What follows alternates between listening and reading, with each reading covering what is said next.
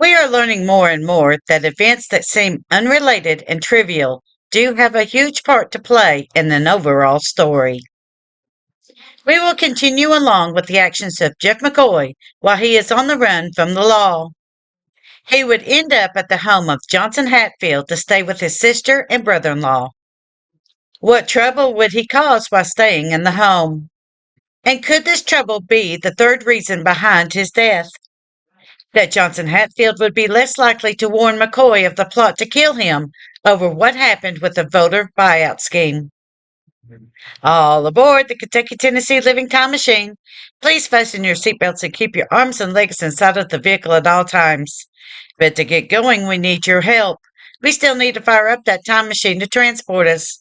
Please help us by clicking on the like, subscribe, and bell notification buttons down below.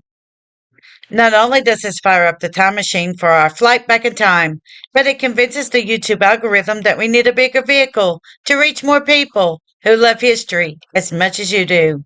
Now, back to our story. Where we currently stand in the story. As we discussed in our last video, Jeff McCoy and Andrew Wolford was in trouble for the murder of Fred Wolford. Both men now had a warrant out for their arrest for the murder of Wolford, and the other document has to do with a dismissal of the charges due to the death of McCoy. The following are existing copies of these warrants. In August term of the 10th day of September 1886, a warrant was issued for the arrest of Jeff McCoy and Andrew Wolford for the murder of Fred Wolford. Again, we wish to recognize Thomas Dodson for his work in finding these two valuable arrest warrants. The first warrant may or may not have been the reason behind the death of Jeff McCoy. After all, we do have two stories going on at the same time when it comes to what happened, and both of them are plausible to take place at the same time and be the reason behind the shooting of Jeff McCoy. On the February term of the 8th day of March 1887, the murder charges were dismissed against McCoy because he was dead. Now, it took a couple of months for this case to wind itself through the court system and for the dismissal to take place. After all, McCoy was killed in December of 1886. The Appalachians have never been a place where things are accomplished quickly. It has always been a hurry up and wait and see game here. But it is nice to see a document where the charges were actually dropped, even though it was in the case of death.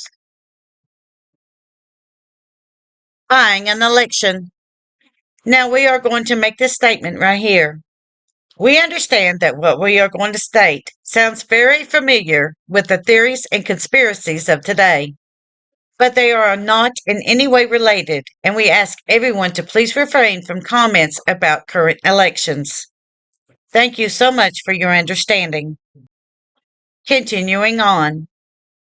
Despite what Professor Otis Rice states about the McCoys and Hatfields staying on their side of the river, there were some crossovers between the two families. One of which was the crossing of the river by McCoy to run from the law. McCoy did not bring a bunch of armed men with him when he crossed over the Tug River. He simply traveled by himself across the Tug River to go stay with Johnson and Nancy. Another unarmed instance would be when Johnson Hatfield was known to cross the Tug River in 1886. Johnson Hatfield would be charged with attempting to buy votes on Peter Creek, Kentucky, for the Democrat Party. At that time in history, Peter Creek was in a solid Republican district. Asa Harmon McCoy Jr. was Johnson's partner in subverting the election process, and while staying with Johnson, Jeff would also join in with this scheme. However, we could not find where Asa Harmon, Bud McCoy Jr., nor Jeff McCoy was ever charged with this crime. Now, we have a theory about this. Could Jeff and Bud also have been caught up in this scheme, but because they were just minor players, they simply were set free? And if they were caught, why wasn't Jeff McCoy brought in for the murder charges? Did the authorities there know about the indictment against him? These will forever be unanswered questions. But we do find it interesting that Jeff was kinda in the middle of this vote buying scheme and never did face charges over it. But this also goes to show that even though McCoy was under the murder indictment, he had no fear in going back and forth into Kentucky. And this lack of fear of being put into the Pike County Jail would end up leading to his death. McCoy hears about the Daniels home. Now, sometime while McCoy was helping Asa Harmon and Johnson out with their voting scheme, he hears about what happened at the Daniels home.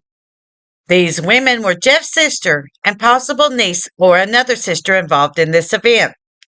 It would not be long before McCoy would seek justice for his family.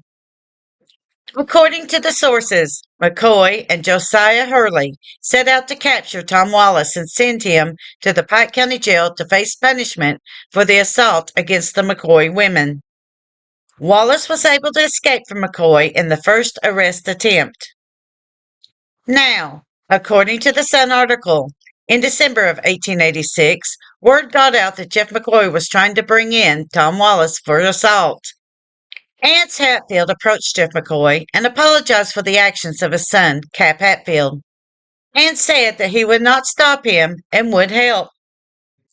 Ance told McCoy to come by the Hatfields' home and he would make sure that Wallace was there. And from there, McCoy could take Wallace to the Pikeville jail. When McCoy came to the Hatfield home, he was captured by Tom Wallace instead and tied to Wallace's horse. This was under the pretense that Tom Wallace was going to take McCoy in for the murder of Fred Wolford. After picking up Cap Hatfield on the way, the men went toward the Tug River across from the Daniels cabin. The new plan was to kill McCoy inside of his sister, Mary Daniels. Along the way, the men stopped at Shane Bill Farrell's home for Cap to get a drink. Jeff McCoy was able to slip his bonds and jump into the Tug River, at which point Wallace and Hatfield opened fire and McCoy died. Chapter 7 of the Sun's article will deal with the indictments of Tom Wallace and Cap Hatfield for this action. Motives. We have to take a step back and take a look at all of the motives here. On Jeff McCoy's side, Jeff wanted justice for his family. He was planning on taking in Tom Wallace for what he did at the Daniels cabin. Nowhere does it mention that he had the same plan for Cap Hatfield. And we have to ask why. Was it because Tom Wallace was married into the family? After all, he was married to Jeff's niece, Victoria. And Wallace and Victoria had a very contentious relationship. So, was there more at play here, with Jeff standing up against Tom's treatment of his wife? Also, why didn't Jeff McCoy want to bring in Cap Hatfield for the same charges? Was it because, at the time, Hatfield was a lawman and the charges would be harder to stick? Or could it have been that Jeff McCoy considered all of this an in-house McCoy matter to be dealt with? And what about the other side of the coin? Did Cap Hatfield and Tom Wallace really want to turn in McCoy for the murder charges? Was the whole plan that Hatfield and Wallace concocted solely for the purpose to kill Jeff McCoy in front of his own sister Mary? Was their contempt for Mary Daniels so bad that they felt that they had to kill her brother in front of her face? Was the beating not enough that they had to send her a stronger message to stay out of things that didn't concern her? They could have simply taken McCoy to the Pikeville jail on the murder charges.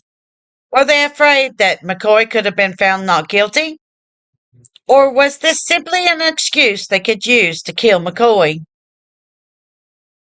In next week's video, we will begin the legal wranglings that the Hatfields would face as we begin Chapter 7 of the Sun article. How will the states of West Virginia and Kentucky play a role? And how will this action almost lead to both states almost going to war with each other? Thank you. Kentucky Tennessee Living would like to thank you for watching our video series on the myths and truths of the Hatfield and McCoy feud. Don't forget to hit that like button, as the more likes we receive, the more likely YouTube is to suggest our videos to other viewers. Also, to receive notice when we upload a new video, be sure to subscribe and click the bell notification button. Please double check to make sure that you are subscribed, as some of our viewers are finding that they are no longer subscribed to our channel. We thank you for continuing to support Kentucky Tennessee Living as we are discovering the mysteries in Appalachian history.